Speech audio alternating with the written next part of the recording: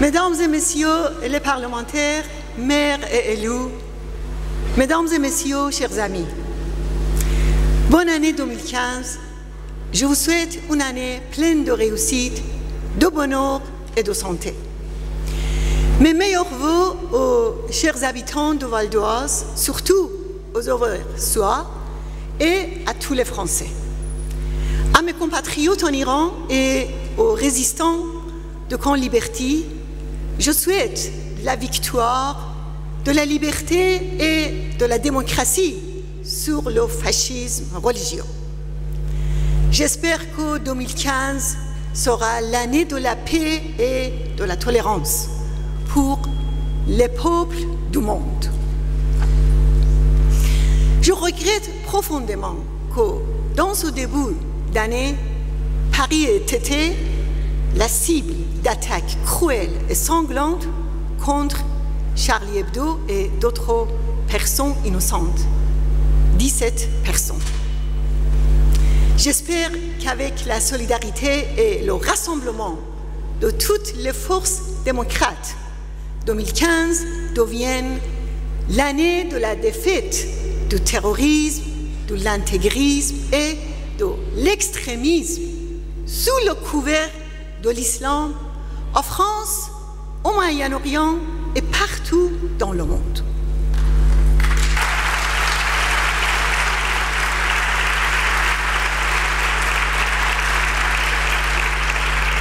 La résistance iranienne, qui a perdu 120 000 membres dans la lutte contre le fascisme religieux, partage la douleur des familles des victimes.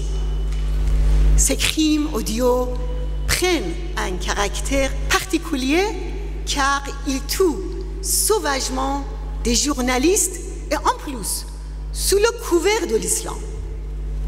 C'est pourquoi, tout de suite, au nom du peuple iranien et de sa résistance, j'ai les condamné avec les mots les plus fermes et j'ai annoncé en tant que femme musulmane que les enseignements de l'islam et de son prophète sont étrangers à ces sauvageries et les rejettent. Pour blasphème, de jeunes Iraniens sont condamnés à mort, sont lapidés, qui est un pays qui refuse le pluralisme, qui est ce pays d'où est partie une des plus célèbres fatwas, celle en 1988, après la sortie des versets sataniques de Salman Rushdie, qui avait elle-même à l'époque déjà débouché sur des meurtres. Donc tout cela doit aujourd'hui cesser. Nous devons être tous rassemblés avec détermination contre le fondamentalisme, contre l'intégrisme religieux, autour de valeurs fortes, celles de la liberté, celles de l'égalité, celles de la laïcité. Je voudrais vous faire part de deux impressions de ma participation brève à la grande marche républicaine du début d'après-midi. J'étais réconforté par cette foule immense qui s'était dressée pour dire non à la barbarie, non à l'extrémisme religieux, non à la haine. Il est réconfortant de voir des femmes et des hommes qui défendent la liberté d'expression,